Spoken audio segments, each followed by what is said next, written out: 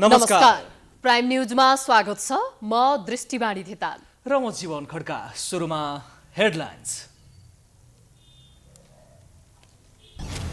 माओवादी केन्द्र र नेकपा एकीकृत समाजवादी एकीकरणतर्फ उन्मुख, एउटै घोषणापत्र र चिन्हमा चुनाव लड्ने, एकता संयोजन समिति बन्ने काङ्ग्रेसमाथि थप दबाव।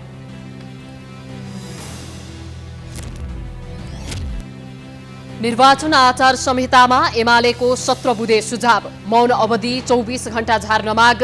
आयोगले भन्यो उम्मेद्वार मनोनयन अघि नै अनुमानित खर्च पेश गर्नुपर्छ। नेपालबाट बेलायतमा रोजगारीका लागि स्वास्थ्य कर्मी लैजान 2 देशबीच सम्झौता। G2Gबाट 10,000 नर्स लगिने सेवा सुविधा बेलायती नागरिक सरह नै। फोहोर व्यवस्थापनमा आलोचना खेपेका काठमाडौँका मेयर बालेन शाह एक्सनमा। अन्डरग्राउन्ड पार्किङको नक्सा पास गरी व्यवसाय गर्नेलाई धमाधम कारबाही। मिटर ब्याजबाट पीडित देशभरिका 2000 भन्दा बढीको उजुरी, दोषीलाई कारबाही गर्ने सरकारको प्रतिबद्धता। चुनावी स्टन्ट मात्रै नबनाउन गरे सरकारवालाले सचेत। पाकिस्तानका पूर्व प्रधानमन्त्री इमरान खानमाथि प्रहरी अनुसन्धान सुरु। खानले न्यायपालिका र सुरक्षा निकायलाई धम्क्याएको आरोप। र नेपाली राष्ट्रिय क्रिकेट टोली आज केन्या प्रस्थान। नेपालले केन्यासँग 5 वटा T20 र 3 वटा 1 दिवसीय क्रिकेट खेल्ने।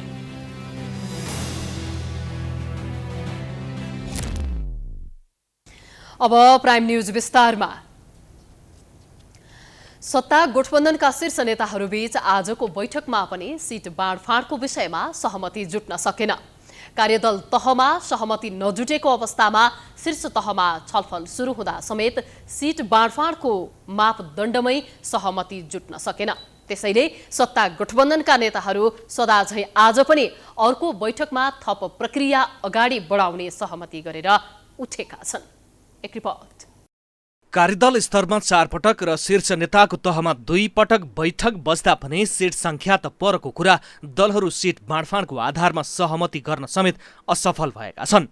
बरु सत्ता गठबन्धन भित्रकै वाम दलहरू नेकपा माओवादी केन्द्रसँग एकताको आधार तयार गर्नतिर बढी केन्द्रित छन्। अहिलेसम्म एकीकृत समाजवादीलाई विशेष तरिकाले हेरी अन्य दलबीच 2074 को संसदीय निर्वाचनमा दलले प्राप्त गरेको प्रत्यक्ष र समानुपातिक मतको आधारमा, यस्तै 2078 को स्थानीय तह निर्वाचनमा प्राप्त मतको आधारमा सिट बाँडफाँड गर्ने विषयमा छलफल भए पनि सहमति भने हुन सकेको छैन। सोमबार बसेको शीर्ष नेताहरूको बैठकपछि नेपाली कांग्रेसका नेता ज्ञानेन्द्र बहादुर कार्कीले सहमति नभए पनि निष्कर्षको नजिक पुगेको दाबी गरे। आजको बैठक अब निष्कर्षको नजिकमा पुगेको छ र बैठक जारी छ। भोलि 3 बजे फेरि बैठक बस्नेछ। सबै दलहरू आफू अनुकूल हुने गरी सिट बाँडफाँडको मापदण्ड बनाउन लागि परेकोले सहमति जुट्न नसकेको हो। माओवादी केन्द्र 2074 सालको निर्वाचनमा जुन दलले जहाँबाट जितेको हो त्यहाँ त्यही दलको भागमा राखी एमालेले जितेका क्षेत्रमा मात्रै गठबन्धन दलबीच भागबण्डा गर्नुपर्ने अडानमा छ। एमालेसँगको तालमेलको कारण माओवादी केन्द्रले 2074 सालको निर्वाचनमा धेरै ठाउँमा जितेकाले आफ्नो भागमा धेरै सिट पार्न उसले यस्तो प्रस्ताव राखेको हो। तर प्रत्यक्ष निर्वाचनको परिणामले कुनै दलको वास्तविक हैसियत तय नहुने भन्दै समानुपातिक मतको आधारमा मापदण्ड निर्धारण हुनुपर्ने आवाज पनि त्यत्तिकै बलियो छ। 2074 सालमा एमाले र माओवादी तालमेलको कारण मिश्रित परिणाम आएको र भर्खरै सम्पन्न स्थानीय तहको निर्वाचनमा पनि गठबन्धन दल बीचको तालमेलले मत मिसिएर परिणाम आएकाले समानुपातिक मतलाई मापदण्ड बनाउनु पर्ने तर्क गरिएको हो। एकातिर सत्ता गठबन्धनका दलबीच लामो समयसम्म पनि कुनै किसिमको समझदारी निर्माण हुन नसक्नु र अर्कोतिर गठबन्धन भित्रका वाम दलबीच तेस्रो शक्ति निर्माणको पहल हुँदै जानुले केही आशंका पनि जन्माएको छ। तर एकीकृत समाजवादीका महासचिव बेदुराम भुषाल भने समझदारी निर्माण गर्नमा लामो समय लागि पनि यसले राम्रो परिणाम ल्याउनेमा आशावादी छन्। प्रसव पीडा कहिलेकाहीँ अलि लामो पनि हुन्छ, दुःखदायी पनि हुन्छ, वेदनादायी पनि हुन्छ। त्यस्तै भएको होला। तर जन्मिँदाखेरि असाध्यै राम्रो बच्चा जन्मियो भने त्यो सबै पीडा चाहिँ बिर्सिन्छ। यस्तो छलफलमा निष्कर्ष के निस्किन्छ भनेर पनि पहिले बताउन सकिँदैन, कहिलेसम्म निस्किन्छ भनेर पनि बताउन सकिँदैन, किनभने त्यो बच्चा जन्मिने पनि ठ्याक्कै 10 महिनामा त भनिन्छ, तर कुन दिन निस्किन्छ भन्न सकिँदैन, त्यस्तै कुरा हो। सत्ता गठबन्धनमा रहेका वाम दलहरू र काङ्ग्रेस अहिले एक अर्कोलाई गलाउने रणनीतिमा छन्। समय बित्दै जाँदा सबैले आफ्ना अनावश्यक दाबी छाडेर सहमति बन्नेमा दलहरू सहमत देखिन्छन्, तर त्यस्तो सहमतिको आधार के बन्ने भन्नेमा उनीहरू नै प्रष्ट छैनन्। भारतबाट फर्के लगत्तै समाजवादी मोर्चा निर्माणमा सक्रियता देखाएका माओवादी अध्यक्ष प्रचण्ड यस्तो कुनै मोर्चा निर्माण गर्न त सफल भएनन्, तर सत्ता गठबन्धनभित्रकै केही दलसँग चुनावपछि पार्टी एकता गर्ने पहल गरेका छन्। निर्वाचनपछि पार्टी एकता गर्ने तयारीमा रहेका प्रचण्ड र माधव नेपाल अहिले एउटै घोषणापत्रसहित निर्वाचनमा जान सहमत बनेका छन्। यो सँगै सत्ता गठबन्धनभित्रका वाम दलहरू एमाले र काङ्ग्रेस बाहेकको तेस्रो ध्रुव निर्माण गर्न निकै अगाडि बढेको देखिन्छ। एक रिपोर्ट। समाजवादी केन्द्र अथवा समाजवादी मोर्चा निर्माणका लागि निकै दौडधुप गरेका सत्ता गठबन्धनभित्रका वाम दलहरू त्यो प्रयासमा सफल हुन सकेनन्। तर माओवादी केन्द्र र डाक्टर बाबुराम भट्टराईको नेपाल समाजवादी पार्टी र वामदेव गौतमको राष्ट्रिय एकता अभियान बीच एउटै निर्वाचन चिन्ह र एउटै घोषणापत्रसहित निर्वाचनमा जाने सहमति बनेको छ भने माओवादी केन्द्र र एकीकृत समाजवादी बीच एउटै घोषणापत्रसहित निर्वाचनमा जाने सहमति भएको छ। डाक्टर बाबुराम भट्टराई, वामदेव गौतम र माओवादी केन्द्र एउटै निर्वाचन चिन्हसहित निर्वाचन आयोगमा दर्ता भइसकेका छन् भने एकीकृत समाजवादी र माओवादी केन्द्रबीच एउटै घोषणापत्रसहित निर्वाचनमा जाने सहमति बनेको छ। सोमबार बसेको शीर्ष नेताहरूको बैठकले चुनावपछि पार्टी एकीकरण गर्ने गरी अहिले एउटै घोषणापत्रसहित निर्वाचनमा जाने सहमति गरेका हुन्। माओवादी केन्द्रका अध्यक्ष प्रचण्ड, वरिष्ठ उपाध्यक्ष नारायण काजी श्रेष्ठ र नेकपा एकीकृत समाजवादीका अध्यक्ष माधव कुमार नेपाल सहभागी बैठकले एकता संयोजन समिति गठन गर्ने निर्णय समेत गरेको छ। अहिले चाहिँ खालि संयोजन समिति बनाउने भन्ने कुरा छ। अब यो संयोजन समितिको लक्ष्य भनेको त प्रकारान्तर रूपले कुरा मिल्दासम्म एकता गर्ने कुरा नै हो। एकता गर्ने विषयमा हाम्रो लागि समस्याको विषय होइन, किन भन्दाखेरि विगत कालमा पनि हामी एउटै थियौँ। सर्वोच्च अदालतको फैसलाले गर्दाखेरि मात्रै अलग थलग भएको अवस्था हो।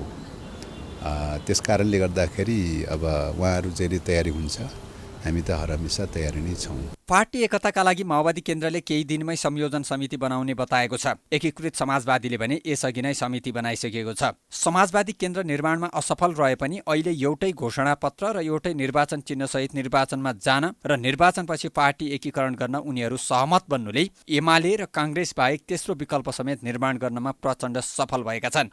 गठबन्धनभित्रै उपगठबन्धन निर्माण गरी तेस्रो शक्ति निर्माणमा वाम दलहरूको पहललाई काङ्ग्रेसले कसरी लिन्छ र सिट बाँडफाँडमा यसको असर कस्तो रहन्छ त्यो भने हेर्न बाँकी नै छ।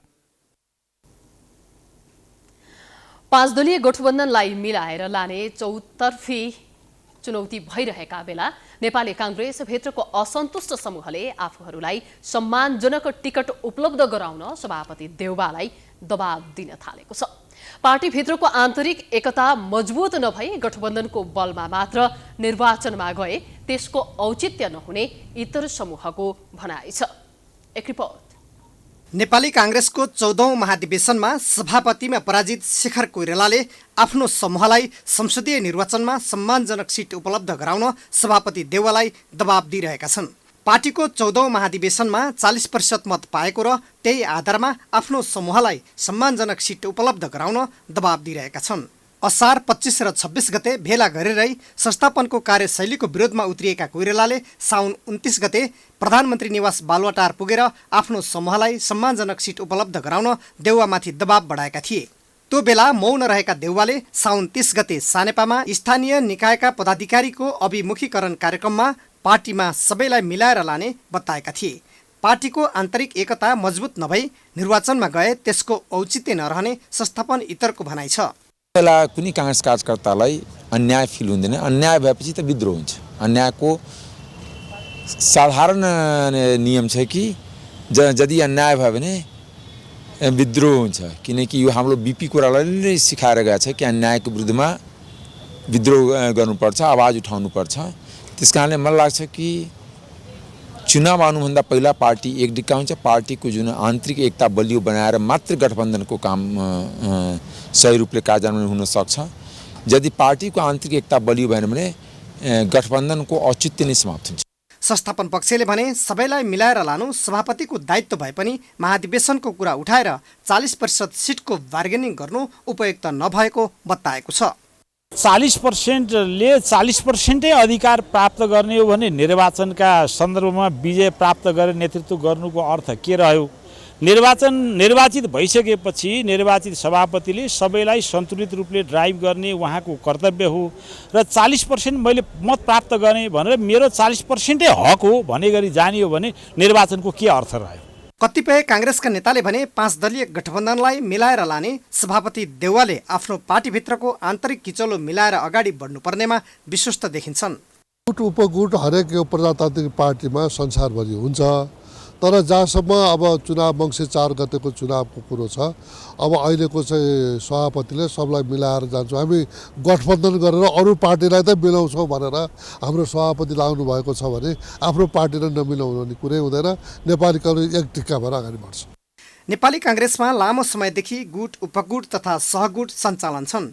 14औं महाधिवेशनले सबै गुटको अन्त्य गर्ने अपेक्षा गरिएको थियो, तर त्यति बेला संस्थापन भनिएका प्रकाशमान सिंह देउवालाई सघाउन पुगे भने देउवाका निकट विमलेन्द्र निधि आफै प्रतिस्पर्धी बनेर दोस्रो चरणमा देउवालाई नै सघाउन पुगे। त्यस्तै काङ्ग्रेसभित्र सानै भए पनि कृष्ण सिटौलाको पनि गुट छ। शेखर समूहलाई 40% दिएर अरू उपगुटहरूलाई पनि चित्त बुझाउन देउवा सामु सकस देखिएको छ। Political bureau prime HD Kathmandu. प्रदेश र सङ्घको निर्वाचनलाई लक्षित गरेर निर्वाचन आयोगले केही नयाँ नियम लागू गर्ने भएको छ। उम्मेदवारले गर्ने खर्चको व्यतिथि रोक्नका लागि आयोगले यसपटक मनोनयन पत्रसँगै अनुमानित खर्च विवरण बुझाउनु पर्ने नियम ल्याएको छ। आयोगले प्रत्येक राजनीतिक दलका मुख्य 2 प्रचारकलाई मात्रै हेलिकप्टर प्रयोग गर्न दिने भएको छ। एक रिपोर्ट। आगामी मङ्सिर 4 गते हुने निर्वाचनमा उम्मेदवारहरूले निर्वाचनको खर्चको अनुमानित रकम मनोनयन पत्र दर्ता गर्दा नै जानकारी गराउनु पर्ने भएको छ। निर्वाचन आचार संहिता 2079लाई सुझावका आधारमा परिमार्जन र संशोधनका लागि दलहरूसँग छलफल गर्दै निर्वाचन आयोगले अनुमानित चुनावी खर्च र स्रोतका बारेमा मनोनयन पत्र दर्ता गर्दा नै जानकारी गराउनु पर्ने जनाएको हो। त्यस्तै उम्मेदवारहरूले मनोनयन पत्र दर्ता गर्दा नै आफ्नो सम्पत्ति विवरण र व्यक्तिगत विवरण बुझाउनु पर्ने व्यवस्था समेत आयोगले गर्न लागेको छ। आज आयोगले मूलतः 3वटा विषयलाई लिएर राजनीतिक दलका प्रतिनिधिहरूलाई बोलाएको हो। एउटा त आसन्न निर्वाचनको तयारीका सन्दर्भमा जुन कुरा हामीले यहाँहरूलाई पटक पटक भनिरहेछौँ त्यही कुराहरू हामीले बतायौँ र त्यसमा उहाँहरूले सन्तोष व्यक्त गर्नुभयो, राम्रो त्यसलाई स्वागत गर्नुभयो। अर्को चाहिँ अब खर्चको सीमाको विषय पनि उहाँहरूसँग छलफल भयो र त्यो खर्चको सीमाका सन्दर्भमा विभिन्न खालका धारणा आएका छन् र अर्को बैठकबाट टुङ्गो लगाउने गरी त्यो विषय चाहिँ अहिलेलाई त्यसरी चाहिँ टुङ्गिएको छ। उम्मेदवारले चुनावी खर्चका लागि पदाधिकारी तोक्नुपर्ने भएको छ। यस्तै 25,000 भन्दा बढी आर्थिक सहयोग बैंक खाता मार्फत लिनुपर्ने प्रस्ताव पनि आयोगले गरेको छ। प्रत्येक राजनीतिक दलका मुख्य 2 प्रचारकलाई मात्रै हेलिकप्टर प्रयोग गर्न दिने आयोगले जनाएको छ। त्यस्तै प्रचारका क्रममा उम्मेदवारले निर्वाचन अधिकृतको अनुमति लिई सम्बन्धित निर्वाचन क्षेत्र वा उम्मेदवार भएको स्थानमा आयोगले तोके बमोजिम बढीमा 2 वटा 2 पाङ्ग्रे वा 3 पाङ्ग्रे वा 4 पाङ्ग्रे विद्युतीय तथा यान्त्रिक शक्तिबाट चल्ने हलुका सवारी साधन र त्यस्ता सवारी साधन नचल्ने ठाउँमा बढीमा 4 वटा घोडा प्रयोग गर्न सक्ने आचार संहितामा उल्लेख छ। निर्वाचनमा प्रचार प्रसारका क्रममा विदेशी नम्बर प्लेटको सवारी साधनलाई अनुमति दिइने छैन। त्यस्तै एउटा दल वा उम्मेदवारको नाममा अनुमति लिएको सवारी साधन अन्य दल वा उम्मेदवारलाई प्रयोग गर्न दिन वा अन्य उम्मेदवारले प्रयोग गर्न नहुने भनिएको छ। उम्मेदवारले लिएको सवारी साधनमा मतदाता ओसार पसार गर्न पनि बन्देज लगाइएको छ। निर्वाचन आचार संहिताका बारेमा दलहरूबाट मिश्रित सुझावहरू आएको र सुझावहरूका आधारमा छिट्टै राजपत्रमा प्रकाशनका लागि पठाउने तयारी भएको छ। त्यस्तै दलहरूसँग खर्चको सीमाका बारेमा पनि छलफल भएको र अर्को बैठकले टुङ्गो लगाउने आयोगले जनाएको छ। छलफलपछि नेकपा एकीकृत समाजवादीका उपमहासचिव गङ्गलाल तुलाधरले यस अघिको निर्वाचनमा भएका विकृतिलाई अन्त्य गर्दै आयोगले नयाँ आचार संहिता ल्याएको र यसबारे जानकारी गराएको बताए। र यो पटक निर्वाचन आयोगले तयार गरेको आचार संहिताको जुन मस्यौदा छ त्यो मस्यौदा चाहिँ अघिल्ला निर्वाचनहरू खास गरी भर्खर सम्पन्न भएको स्थानीय निर्वाचनमा देखिएका विकृति विसङ्गति व्यथितिहरूलाई समेत पनि हटाउन सकिने गरिकन आफूले यसलाई समृद्ध बनाएर ल्याएको र समयानुकूल बनाएर ल्याएको भनेर निर्वाचनले आफूले दाबी गरेको छ। त्यस्तै लोकतान्त्रिक समाजवादी पार्टीका नेता केशव झाले निर्वाचन आचार संहितामा रहेका विभिन्न विषयमा छलफल भएको जानकारी दिए कि उम्मेदवारी दिँदा नै सम्पत्ति विवरण र व्यक्तिगत विवरण पनि त्यतिखेरै बुझाउनु पर्ने। व्यक्तिगत विवरणमा खास गरेर आफ्नो अनुभवदेखि एक्सपिरियन्सदेखि सामाजिक प्रतिष्ठामा गरेको योगदानदेखि आफ्ना शैक्षिक प्रमाणपत्रदेखि लिएर सबै कुराहरू त्यसमा राख्ने कुरा भएको छ। बैठकमा नेकपा एमाले मौन अवधि 48बाट घटाएर 24 घण्टा बनाउनु पर्ने लगायतका 13वटा सुझाव दिएको थियो। सशस्त्र द्वन्द्वको घाउ अझै मेटिएको छैन। पीडितले न्याय पाउन सकेका छैनन्। द्वन्द्वको नेतृत्व गरेका प्रचण्ड र बाबुराम भट्टराई प्रधानमन्त्री भए पनि पीडितले चैनको सास फेर्न सकेका छैनन्। सरकारले पनि द्वन्द्वकालीन घटनालाई सम्बोधन गर्न भन्दै संसदीय प्रक्रियामा जाने तयारी गरिरहेको बेला संक्रमणकालीन न्यायलाई टुङ्गोमा पुर्याउन अन्तर्राष्ट्रिय समुदायले चासो देखाएको थियो। एक रिपोर्ट। लामो समय भइसक्दा पनि द्वन्द्वकालमा भएका गम्भीर मानव अधिकारका उल्लङ्घनका घटना र पीडितलाई न्याय नदिएको बारे शनिबार माओवादी अध्यक्ष प्रचण्डलाई भेटेर अमेरिका, बेलायत, अस्ट्रेलिया लगायतका 10 देशका कूटनीतिज्ञले चासो राखेका थिए। संक्रमणकालीन न्याय टुङ्गोमा पुर्याउन विभिन्न देशका कूटनीतिज्ञले दाहाललाई आग्रह गरेका थिए। सरकारले द्वन्द्व पीडितलाई न्याय दिने भन्दै 2071 सालमा सत्य निरूपण, मेलमिलाप र बेपत्ता पारिएका व्यक्तिको छानबिन गर्न बेग्ला बेग्लै 2 आयोग बनाएको थियो। सत्य निरूपण तथा मेलमिलाप आयोगमा मात्र व्यक्ति हत्या, अङ्गभङ्ग, अपाङ्गता भएका बलात्कार लगायतका 63,718 जना रहेका छन्। यसै गरी बेपत्ता पारिएका व्यक्तिमा 2,506 जना रहेका छन्। द्वन्द्व पीडितको समस्यालाई समाधान गर्न राज्यले 8 वर्ष अघि नै आयोग बनाए पनि राजनीतिक दलको इच्छा शक्तिको अभावमा आयोगले कुनै काम अगाडि बढाउन सकेको छैन। पछिल्लो पटक सरकारले संसदमा दर्ता गराएको संक्रमणकालीन न्याय संशोधन गर्न बनेको विधेयकमा मानव अधिकार उल्लङ्घन र मानव अधिकारको गम्भीर उल्लङ्घन भनी 2 भागमा विभाजन गरिएको छ। अब बस्ने संसदको बैठकले विधेयक संसदीय प्रक्रियामा लाने सरकारले तयारी गरेको छ। संक्रमणकालीन न्यायमा जम्मै मुद्दाहरू तपाईको अदालत जाँदैनन्। यो सबैले संसारभरि बुझेको कुरा हो। सबै मुद्दालाई म अदालत पुर्याउँछु भन्ने हिसाबले यो संक्रमणकालीन न्याय होइन, यो चाहिँ फौजदारी न्याय हुन्छ। त्यसैले संक्रमणकालीन न्यायभित्र फौजदारी न्याय एउटा पार्ट हुन्छ। त्यसमा सत्य स्थापनाको कुरा हुन्छ, परिपूरणको कुरा हुन्छ, अनि रिकन्सिलिएसनको कुरा हुन्छ। त्यसैले गर्दाखेरि गम्भीर अपराधहरूमा चाहिँ क्षमादान हुँदैन। गम्भीर अपराधहरूमा कारबाही गर्ने र अरू कुरामा चाहिँ मेलमिलाप समेत गरेर जाने हिसाबले यो अगाडि बढ्छ। सत्य निरूपण तथा मेलमिलाप आयोगका पूर्व सदस्य डाक्टर मञ्चला झाले सामान्य रूपमा मेलमिलाप गर्ने खालका भन्दा पनि गम्भीर प्रकृतिका कारुणिक घटना रहेकाले समाधान गर्न कठिन हुने बताइन्। व्यक्तिलाई टुक्रा टुक्रा पारेर हत्या गरेको अवस्था पनि देखिएको छ। व्यक्तिलाई अनि महिलालाई चाहिँ निर्दोष महिलाहरूलाई बलात्कार गरिएको अवस्था पनि छ। बालबालिकाको बलात्कार गरिएको अवस्था छ। यी सबै सिरियस क्राइम हुन्। वास्तवमा यस्ता घटनाहरू पनि धेरै छ। यातना दिने काम, बेपत्ता पारिएको काम, यो सब चाहिँ गम्भीर प्रकृतिको घटना हो, सिरियस क्राइम जसलाई भनिन्छ हामी, र त्यसमा क्षमादान दिन मिल्दैन। तत्कालीन माओवादीले 2052 साल फागुन 1 गतेदेखि सुरु गरेको द्वन्द्व 2063 मङ्सिरमा राष्ट्रसङ्घको मिसन टोली अनमिनको रोबहरमा अन्त्य भएको थियो। तर राज्यले द्वन्द्व पीडितको घाउमा मलम लगाउन नसक्दा अझ पेचिलो बन्दै गएको छ। 6 महिनाभित्र टुङ्ग्याउने भनेको शान्ति प्रक्रियाका अधुरा काम राजनीतिक स्वार्थका कारण लम्बिरहेको छ भने पीडितले न्याय पाउन सकेका छैनन्। कतिपयले यो मुद्दालाई अन्तर्राष्ट्रियकरण गर्नुपर्ने र अन्तर्राष्ट्रिय अदालत जानुपर्ने आवाज पनि उठाउन थालेका छन्। पीडित पक्षले भने सरकारले अन्तिम अवस्थामा हतार विषय टुङ्ग्याउन लागेको र पीडितले न्याय नपाउने जोखिम रहेको भन्दै आपत्ति जनाएका छन्। नेकपा माओवादी केन्द्रको स्थानीय निर्वाचनमा भएको अन्तर्घातबारे छानबिन गर्न बनाएको समितिले प्रतिवेदन बुझाएको छ। सोमबार पार्टी कार्यालय पेरिस डाँडामा माओवादी केन्द्रीय अनुशासन आयोगका अध्यक्ष टङ्क राई नेतृत्वको समितिले अध्यक्ष पुष्पकमल दाहाललाई प्रतिवेदन बुझाएको हो। प्रतिवेदनमा निर्वाचनमा भएका अनुशासन उल्लङ्घन र अन्तर्घातका प्रकृति हेरेर कारबाही गर्न सुझाव दिएको छ। यस्तै प्रतिवेदनमा मध्य प्रदेशमा बढी अन्तर्घात भएको उल्लेख गरिएको छ। प्रतिवेदन बुझ्दै दाहालले समितिले दिएको सुझावलाई पार्टीभित्र छलफल गरेर कारबाहीको प्रक्रिया अघि बढाइने बताएका छन्। उनले पार्टीलाई कमजोर बनाउनेलाई कारबाही नगर्ने हो भने कम्युनिस्ट पार्टी जस्तो नरहने बताए। यो कुरा खालि कुनै खास ठाउँमा भएका अनियमितता या गडबडीहरूलाई सच्याउने कुरासँग मात्रै सम्बन्धित छैन। यो पार्टीलाई विधिसङ्गत तरिकाले र अनुशासनमा राखेर चलाउने विषयसँग बढी सम्बन्धित छ। त्यसकारण राम्रो गर्नेलाई प्रोत्साहित गर्ने र नराम्रो गर्ने, अनुशासन तोड्ने र अराजकतातिर जानेहरूलाई दण्डित गर्ने यो प्रक्रिया अगाडि नबढाउने हो भने कम्युनिस्ट पार्टी जस्तो रहँदैन।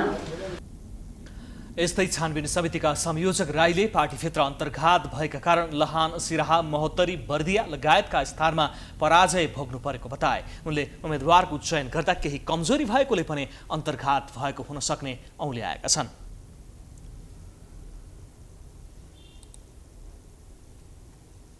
पार्टीको जसले टिकट पाए पनि पार्टीको कार्यकर्ताले पाएको छ, पार्टीको सदस्यले पाएको छ, सदस्यभन्दा बाहिरकोले त पाएको छैन। अब कतिपय अवस्थामा केन्द्रले कतिपय अवस्थामा टिकट वितरण गर्ने आधिकारिक कमिटीले अध्ययनमा कमी भएको हुनसक्छ। त्यसैले गर्दाखेरिमा उपयुक्त पात्रले नपाएर अर्को पात्रले पाएको हुनसक्छ। तर त्यसो भन्दैमा पार्टीका विरुद्धमा लाग्न, भागी बगावत गर्न त पाइएन नि। राईले पार्टीप्रति प्रतिबद्ध बनाउन, पार्टीमा अनुशासित ढङ्गले लाग्ने बनाउने दृष्टिकोणबाट छानबिनको निष्कर्ष केन्द्रित रहेको बताए। नेकपा एमालेका अध्यक्ष केपी शर्मा ओलीले गठबन्धनमा रहेका दलहरू लिम्पियाधुरा, लिपुलेक र कालापानी नेपालको भूमि हो भनेर बोल्न डराएको बताएका छन्। एमाले सिन्धुपाल्चोक जिल्ला कमिटीद्वारा सोमबार काठमाडौँमा आयोजित पार्टी प्रवेश कार्यक्रमलाई सम्बोधन गर्दै ओलीले लिम्पियाधुरा, लिपुलेक र कालापानी नेपालको भूमि हो भन्दा भारतलाई पनि मन नपरेको भन्दै गठबन्धनमा रहेका दलहरू पनि नेपालको भूमि आफ्नै हो भनेर भन्न डराएको बताएका हुन्। भारत भ्रमणमा जाँदा प्रधानमन्त्री शेरबहादुर देउवाले नेपालको भूमिका बारेमा बोल्ने हिम्मत नदेखाएको ओलीको आरोप छ।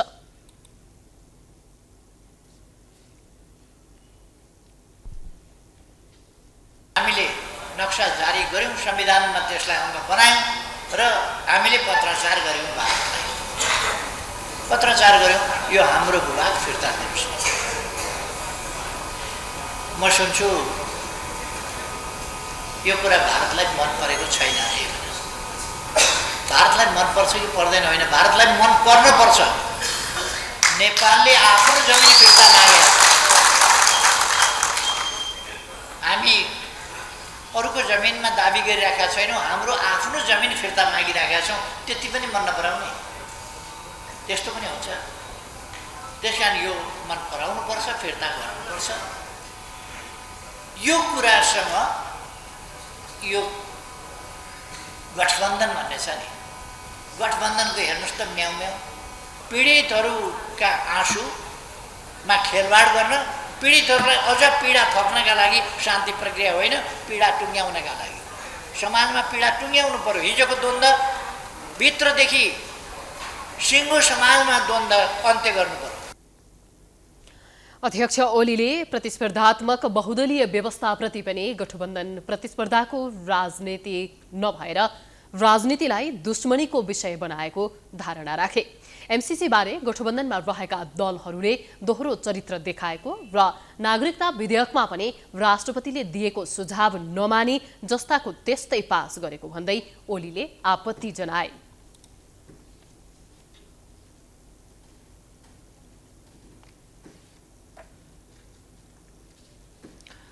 नेपाल कम्युनिस्ट पार्टी एकीकृत समाजवादीका सम्मानित नेता तथा पूर्व प्रधानमन्त्री छलनाथ खनालले आफू राष्ट्रपतिको दौडमा नरहेको बताएका छन्। गुल्मीको सदरमुकाम तमघासमा समाजवादी प्रेस संगठनले गरेको पत्रकार सम्मेलनमा उनले आफू राष्ट्रपतिको दौडमा नरहेको तर राष्ट्रलाई आवश्यक परेको खण्डमा जुनसुकै भूमिका निभाउन तयार रहेको बताए। देशको आवश्यकताको कुरा हो, त्यसमाथि पनि अब निर्वाचनले के परिणाम निकाल्छ त्यो परिणाम पछाडि अब कसका के प्रस्ताव आउँछन् ती कुराहरूमाथि निर्भर गर्ने कुरा हो। म कुनै दौडधुपमा छैन। मैले अहिलेसम्म कुनै पदका निम्ति सिङ्गो जिन्दगीमा मैले कुनै दौडधुप गरेको छैन, अहिले पनि मेरो दौडधुप छैन। राष्ट्रले आवश्यकता बोध गर्यो र मेरो सेवा यो ठाउँमा उपयुक्त हुन्छ भन्ने कुरा महसुस गरेर मलाई चाहिँ राष्ट्रले समाजले अथवा मेरो पार्टीले होइन त्यसरी दायित्व दियो भने उपयुक्त हुने दायित्व मैले जहिले पनि स्वीकार गरेर राखेको छु। उनले देशमा विचार मिल्ने दलहरूसँग पार्टी एकता हुने र त्यसको लागि पहल भइरहेको पनि जानकारी दिए। सबै राजनैतिक दलहरूले आफ्नो पार्टीलाई धेरै सिट दाबी गर्नु स्वाभाविक भएको तर वस्तुगत आवश्यकता तथा पार्टीको अवस्था अनुसार सिट बाँडफाँड हुने पनि बताउनु भयो।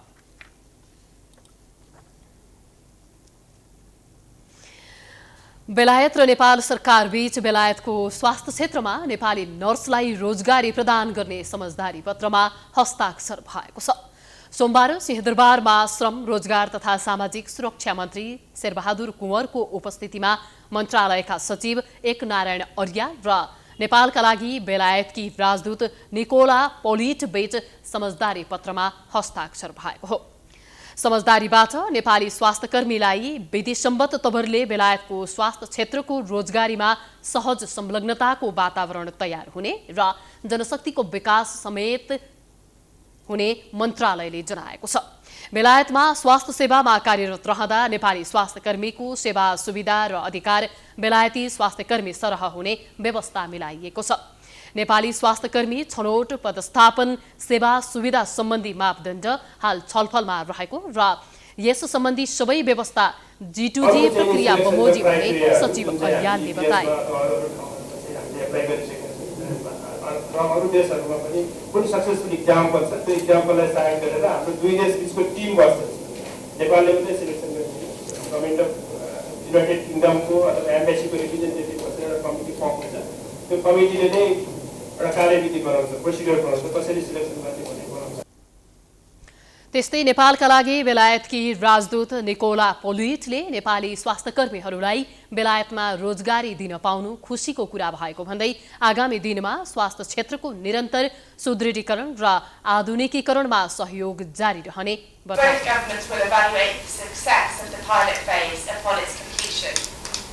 And jointly decide on a scale-up phase with the potential to expand the recruitment initiative. This MOU is yet another demonstration of the UK's long-standing relationship with the Nepali government and the people of Nepal. Our friendship with Nepal goes back 206 years, and the UK is proud to be one of Nepal's largest development partners. बेलायत सरकारले बेलायतको national health services अन्तर्गतका स्वास्थ्य संस्थाहरूमा काम गर्न 10,000 Nepali nursing जनशक्तिको माग रहेको बताइएको छ। तर पहिलो चरणमा परीक्षणका रूपमा केही संख्यामा मात्रै नर्सहरू पठाइने मन्त्रालयले जनाएको छ।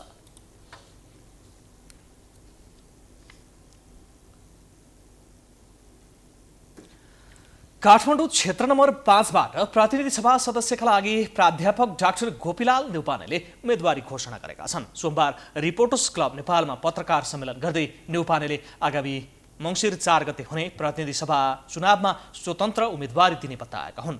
जनताको जीवनमा सकारात्मक परिवर्तन ल्याउनका लागि आफूले उम्मेदवारी दिएको न्यौपानेको दाबी छ। पत्रकार सम्मेलनमा बोल्दै उनले धेरै मुलुकमा भएका पटक पटकको राजनैतिक परिवर्तनले जनताको जीवनमा सकारात्मक परिवर्तन ल्याउन नसकेको आरोप लगाए। क्याडर बेस सिस्टमको अन्त्य नै हाम्रो एकमात्र लक्ष्य हो र हामी यो मल्टी पार्टी डेमोक्रेसीलाई जोगाउन चाहन्छौँ, रिपब्लिकनिजमलाई जोगाउन चाहन्छौँ, फेडरलिजमलाई जोगाउन चाहन्छौँ। जहाँसम्म धर्मको कुरो छ, भाषाको कुरो छ, त्यो व्यक्तिको वैयक्तिक कुरा हो। वर्तमान राजनैतिक नेतृत्वले अब बहुदलीय व्यवस्था नजोगाउने भन्दै उनले लोकतान्त्रिक गणतन्त्र पनि जोगाउन नसक्ने ठोकुवा गरे। कुनै पनि नेपाली अहिले नेपालमा बस्न सक्ने अवस्था नभएको उल्लेख गर्दै सहरमा राम्रो बङ्गला बनाउने र गाडी चढ्ने सपना युवाहरूले देख्न छाडेको टिप्पणी गरे। दलहरूप्रति तीव्र आक्रोश व्यक्त गरेका न्यौपानेले सरकारले बुटोलमा सुकुम्बासीको नाममा निर्दोष जनता मारेको भन्दै पत्रकार सम्मेलनमा भावुक भएका थिए।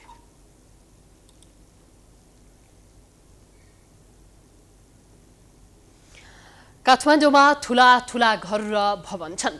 त्यहाँ थुप्रै खालका व्यापार व्यवसाय सञ्चालनमा छन्। तर नागरिकले पार्किङ गर्नुपर्छ सडकमै। पार्किङ अस्तव्यस्त भएपछि सर्वसाधारणलाई आवत जावत गर्न पनि मुस्किल भएको छ। उपत्यकामा जनघनत्व अनि पार्किङको समस्या भएपछि काठमाडौँ महानगरपालिकाका मेयर बालेन शाहले अन्डरग्राउन्ड पार्किङ खोज्न थालेका छन्। एक रिपोर्ट। काठमाडौँ उपत्यकाको मुख्य समस्या मध्येको एक हो पार्किङ। किनमेलका लागि होस् या घुमघामका लागि बजार निस्किने बित्तिकै कहाँ पार्किङ गर्ने भन्ने चिन्ता हुन्छ। पार्किङ व्यवस्थित नहुँदा सवारी साधन चलाउनेहरूले निकै शास्ति खेपिरहनु परेको छ। सोमबार बिहानै काठमाडौँ महानगरपालिकाले बानेश्वर क्षेत्रमा रहेका केही भवन अन्डरग्राउन्ड पार्किङको नक्सा पास गरेर व्यापारिक प्रयोजनका लागि प्रयोग गरेको भन्दै अन्डरग्राउन्ड पार्किङका पसल हटाउने र बनेका संरचना भत्काउने अभियान सुरु गर्यो। यसका लागि महानगरपालिकाका मेयर बालेन्द्र शाह सहितको टोली नै फिल्डमा उत्रियो। महानगरको टोलीले बानेश्वर प्लाजाको अन्डरग्राउन्डमा राखिएको पसल खाली गराएको छ।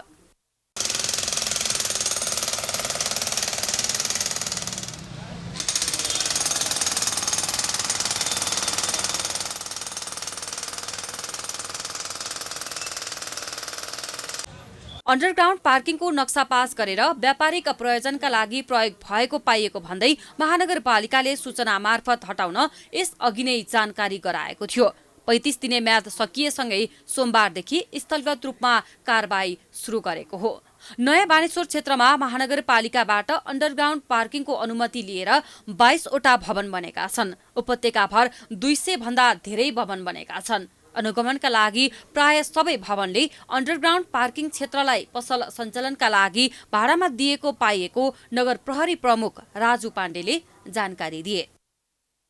काठमाडौँ महानगरपालिकाले काठमाडौँ महानगरपालिकासँग पार्किङ प्रयोजनका लागि भनेर स्वीकृत लिएको स्पेसहरूमा चाहिँ पार्किङ प्रयोजन विपरीत अन्य पसलहरू, अन्य रेस्टुरेन्टहरू, अन्य प्रयोजनका लागि दिएको छ। त्यसले गर्दाखेरि काठमाडौँको जुन ट्राफिक व्यवस्थापन छ त्यो ट्राफिक व्यवस्थापनमा समस्या देखेको छ। त्यसकारणले गर्दाखेरि जुन प्रयोजनको लागि स्वीकृत लिएको छ त्यही प्रयोजनको लागि प्रयोग गर्नुहोस् र पार्किङ व्यवस्थापन गर्नु भन्ने काठमाडौँ महानगरपालिकाको कुरा हो। साउन तेस्रो साता मेयर शाहले अनुगमन गर्दै अन्डरग्राउन्ड पार्किङमा राखिएका पसल हटाउन निर्देशन दिएका थिए। तर उक्त घरबेटीसँगको सम्झौतामा व्यापार गरेका व्यापारीहरूलाई सम्बन्धित घरधनीले जानकारी नै गराएनन्। 35 दिने सूचना जारी गर्दा पनि किन अटेरी गरियो भन्ने प्रश्नमा घरधनीले बोल्नै चाहेनन्।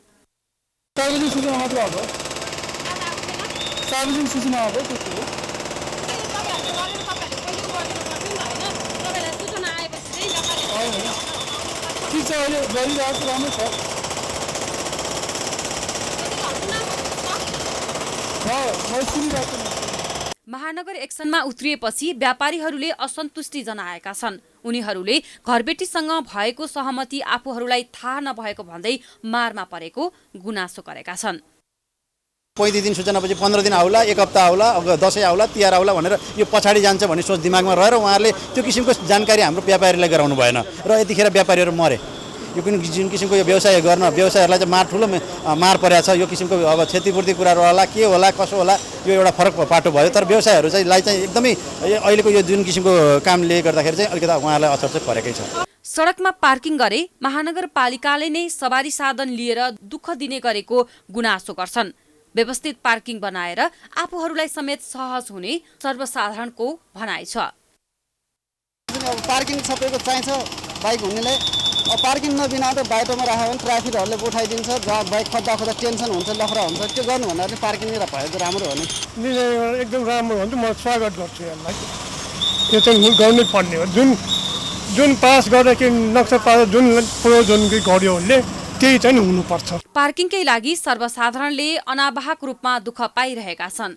सरकारी अस्पतालदेखि कार्यालयसम्म अनि सडकमा समेत पार्किङ गर्दा पैसा तिर्नुपर्ने बाध्यतामा आम नागरिक छन्। जुन निकायले पहल गरे पनि काठमाडौँमा ठूलो समस्याको रूपमा रहेको पार्किङको समस्या भने व्यवस्थापन गर्न जरुरी छ। अब बिजनेस न्यूज।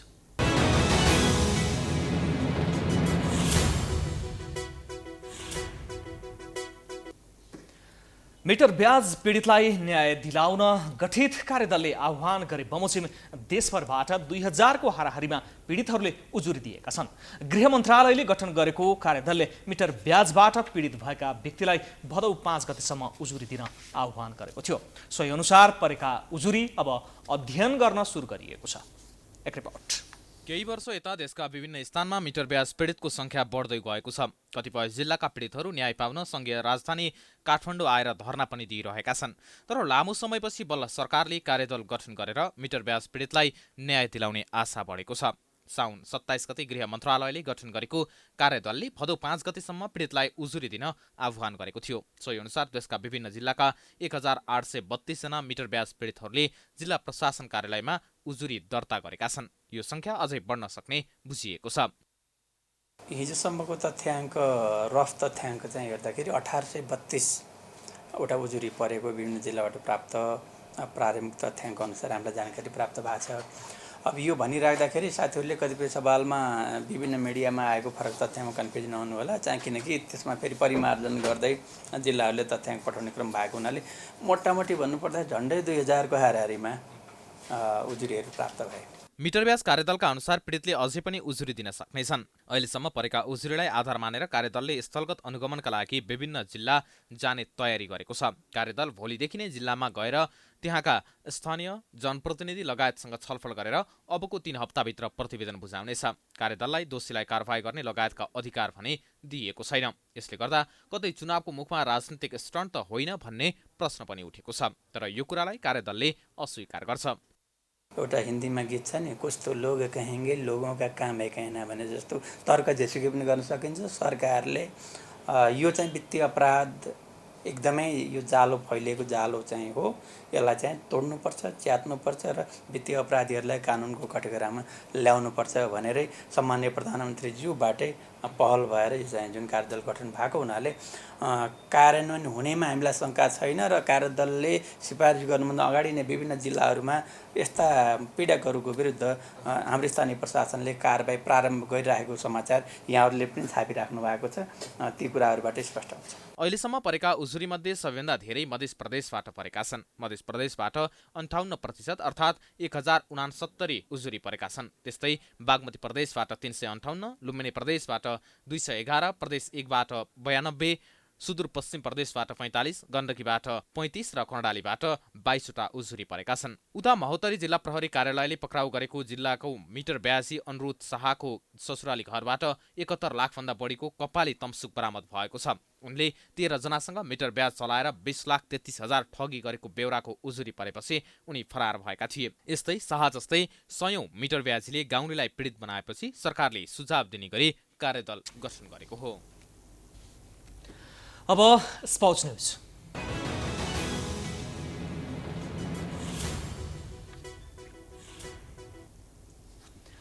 नेपाल क्रिकेट संघ क्यानले केन्या भ्रमणमा जाने नेपाली राष्ट्रिय क्रिकेट टोलीलाई बिदाई गरेको छ। सोमबार काठमाडौँमा क्यान अध्यक्ष चतुरबहादुर चन्दले नेपाली राष्ट्रिय क्रिकेट टोलीलाई बिदाई गरेका हुन्। राष्ट्रिय क्रिकेट टोलीका नवनियुक्त मुख्य प्रशिक्षक मनोज प्रभाकरले केन्या भ्रमणबाट औपचारिक रूपमा नेपाली टिम सम्हाल्नेछन्। बिदाई कार्यक्रममा मुख्य प्रशिक्षक प्रभाकरले टिममा यसअघि देखिएको कमी कमजोरीलाई सुधारेर लैजाने बताएका छन्। उनले प्रतियोगिताका लागि राम्रो तयारी भएको र नतिजा पनि राम्रो आउने विश्वास व्यक्त गरे।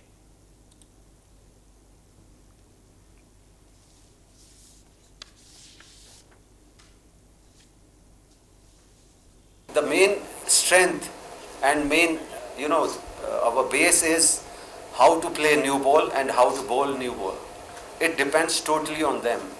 And I'm trying my level best to make them understand how to face the swing bowling. That is the only part which is missing, which was missing, and hope they will learn as soon as possible. यस्तै cricket टोलीका कप्तान Sandeep लामिछानेले Nepali team नयाँ ऊर्जाका साथ अघि बढेको र उत्साहित रहेको बताए। Really short time we had, हामी प्र्याक्टिसको लागि लाइक सरले अघि नै भने जस्तो 2 दिन मात्रै ओपनमा हामीले गर्न पायौँ, तर पनि द्याट इन्थुजियास्ट जुन सबैजनामा छ हामीले हेर्न सक्छौँ। सबै प्लेयरहरू त्यति नै उत्साहित हुनुहुन्छ र इगर टु लर्न, अनि नयाँ भेरिएसन्सहरू नयाँ आफूभित्र चाहिँ जति पनि छ केही नयाँ हामीले ट्राई गरेको पनि छौँ र डेफिनेटली यो सिरिजमा हामीले एकदम राम्रो अपेक्षा गरेको अनुसार नै रिजल्ट पनि लिएर आउनेछौँ। सिरिजका लागि नेपालले यसअघि नै सन्दीप लामिछानेको कप्तानीमा टोली घोषणा गरिसकेको थियो। नेपालले केन्यासँग 5 खेलको टी20 अन्तर्राष्ट्रिय र 3 खेलको 1 दिवसीय सिरिज खेल्नेछ। 5 खेलको टी20 सिरिज भदौ 9 बाट 14 गतेसम्म हुनेछ भने 3 खेलको 1 दिवसीय सिरिज भने भदौ 17 बाट 20 सम्म चल्नेछ। नेपाल र केन्या बीच सुरुवातमा 5 खेलको टी20 सिरिज हुनेछ, त्यसपछि 1 दिवसीय सिरिज हुनेछ।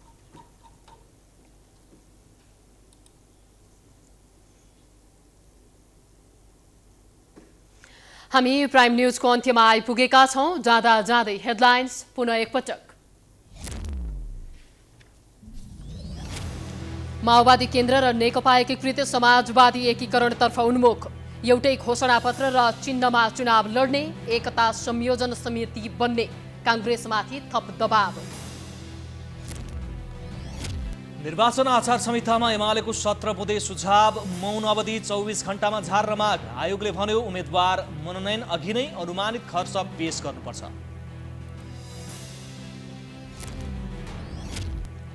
नेपालबाट बेलायतमा रोजगारीका लागि स्वास्थ्यकर्मी लैजान 2 देशबीच सम्झौता।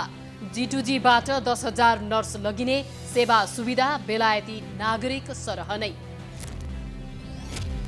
फोहोर व्यवस्थापनमा आलोचना खेपेका काठमाडौँका मेयर शाह एक्सनमा। अन्डरग्राउन्ड पार्किङको नक्सा पास गरी व्यवसाय गर्नेलाई धमाधम कारबाही।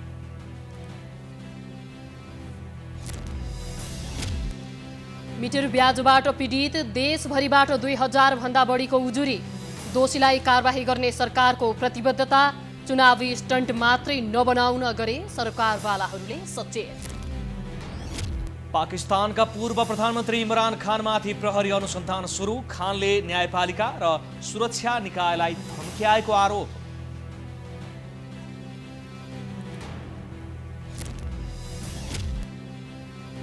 र नेपाली राष्ट्रिय क्रिकेट टोली आज केन्या प्रस्थान। नेपालले केन्यासँग 5 वटा टी20 र 3 वटा 1 दिवसीय क्रिकेट खेल्ने। प्राइम न्यूज अहिलेलाई सकियो। यसपछिको प्रस्तुति जनता जान्न चाहन्छन् ऋषि मलाको साथमा। यति गर्नुहोला प्राइम टाइम्स एसडी। नमस्कार।